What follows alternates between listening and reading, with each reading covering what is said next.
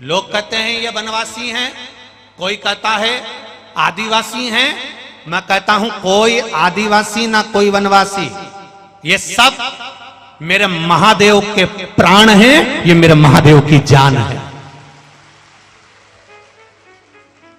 वो तो दुनिया के लोग राजनीति के चक्कर में इनको पीछे हटा देते हैं, कोई कहता ऐसा कोई कहता वैसा, पर मेरे महादेव ने अगर शादी करने गए, राम जी के विवाह में लग्न पत्रिका लिखाई तो सारे राजा आए, भगवान कृष्ण की शादी में सारे राजा आए, पर महादेव की शादी में लगन पत्रिका लिखाई तो सबसे पहला निमंत्रण भूत चुड़ैल डाकनी पिशाचनी और जंगल में गया कि सब आओ, देवता बाद में आएंगे। मेरे महादेव ने पहले सबसे पहले आदिवासी वनवासी ये वो सबको इकट्ठा करा, उसके बाद दूसरों को एकत्रित करा। बारात में सबसे आगे यही नाच रहे थे, देवता तो पीछे पीछे चल रहे थे, इनको कौन नहीं, सब पीछे।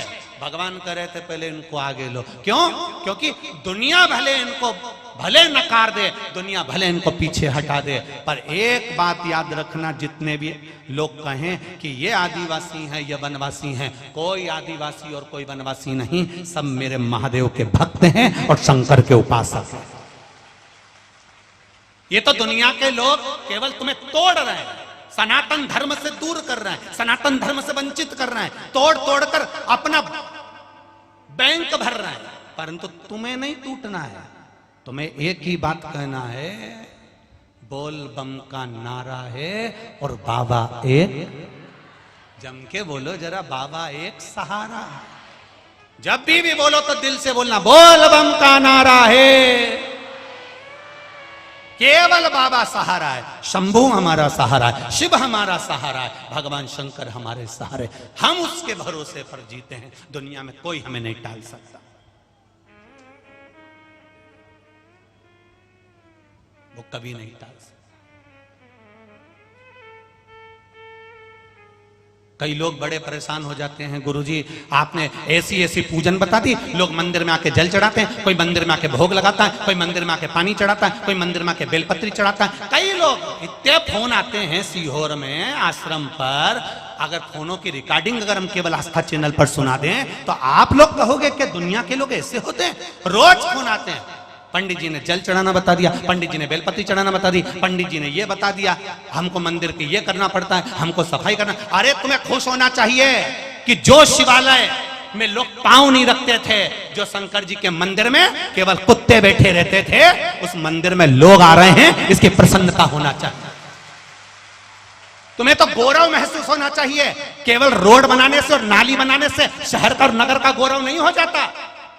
भारत की भूमि पर जब लोग सनातन धर्म की ओर अग्रण्य हो जाएं, भगवत की भक्ति में अग्रण्य हो जाएं, भजन में अग्रण्य हो जाएं और लोगों को रोजगार और रोटी मिलना चालू हो जाए, तो समझ लेना कि नगर का गौरव है। केवल रोड और नाली बनाने से गौरवता नहीं आती है महाराज। भजन करने से, स्मरण करने से, भक्ति करने से, नाम जाप करने से गौरवता महसूस होती है। लोग जान से कहते हैं तुकाराम जी हमारे यहाँ के थे, लोग जान से कहते हैं ये ताप्ती मैया हमारे यहाँ से गई है, लोग जान से कहते हैं नर्मदा मैया हमारे यहाँ से गई है, लोग जान से कहते हैं एकनाथ जी हमारे यहाँ के थे, चांगदेव जी हमारे यहाँ के थे। संत के नाम से जब नगर को आनंदित होता है तब जाना जाता है कि यह हमारा गौरव है, यह हमारा आनंद है, यह हमारी चित्त वृत्ति है। और हम लगे केवल उसमें, शंकर जी के मंदिर में इतना फैलारा हो जाता है, हमें झाड़ू लगाना। अरे आज के जमाने में जितने भक्त दर्शन करने जाते हैं उससे दुगने झाड़ू और पोछा लगाने के लिए खड़े रहते हैं। बोलो री जी और सही है कि गलत है? झाड़ू पोछा लगाने वाले दुगने खड़े मंदिर के अंदर, एक हटता है दूसरा झाड़ू लगाकर चले जाता है, एक हटता है दूसरा पोछा लगाकर चले जाता है। क्योंकि शिव पुराण कहती है जितना जल चढ़ाने से फल मिलता है उतना दुगना झाड़ू और पोछे से फल मिल जाता है। उसके बाद भी तुम्हें सुख नहीं है, उसके बाद भी तुम्हारे भीतर शांति नहीं है। धिक्कार, ऐसे जीवन को धिक्कार। ताप्ती मैया का इतना सा पानी ले जाओ, चुल्लू भर। आगे बोलना। इसीलिए तो महादेव मंदिर के अंदर बैठना पसंद नहीं करते। महादेव बैठते हैं एकदम खुले में कि कोई भी आए कभी भी आए, चल चढ़ाए चले जाए। वो तो अब महादेव मंदिर के अंदर मिलते नहीं तो मेरा महादेव तो पूरी ताप्ती के घाट घाट पर देखो 108 शिवालय मिलेंगे। बेटा अलमस, तुम जब आओ ताप्ती का जल भरो और चढ़ाओ और जाओ, मैं तुम्हारे लिए 24 घंटे बैठा हूं, 24 घंटे। जैसे मौत का भरोसा नहीं होता कि दिन में आ रही, कि रात में आ रही, कि सुबह आ रही, कि शाम को आ रही, उसी तरह महादेव का भरोसा नहीं होता कब आ जाता है, कब मिल जाता है, कब मिलेगा।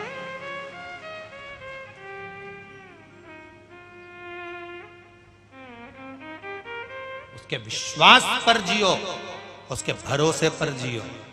बोल बम का नारा है, बाबा एक सहारा है। कोई कितना ही तोड़ दे तुमको, तुम ऐसे ना ना ना ना, हम नहीं टूटने वाले। सारी समस्या का हल एक लोटा जल। दिल में अगर दुख है शिव के पास जाकर बोल देना, कोई नहीं हमारा संसार में, पर महादेव तो हमारा है। ब्रह्मा ब्रह्म लोक में रहते हैं, भगवान विष्णु वैकुंठ लोक में रहते हैं, भगवान शंकर पृथ्वी पर रहते हैं मृत्यु लोक में। जो पास में रहता है उससे कहोगे ना तो वो तुम्हारा थोड़ा हेल्प जरूर करेगा। करेगा कि नहीं करेगा? एक बहू पूना में रहती है, मुंबई में रहती है, और एक तुम्हारी यहीं बैतुल में रहती है। तुम्हारा सिर दुखा तो पूना वाली आएगी कि ये बैतुल वाली आएगी? बोलो बोलो, बैतुल वाली। भले कितना भी झगड़ा हो, कितनी भी लड़ाई हो, कितनी भी अपशब्द बोले, पर दुख की घड़ी में आकर तो खड़ी वो ही होगी।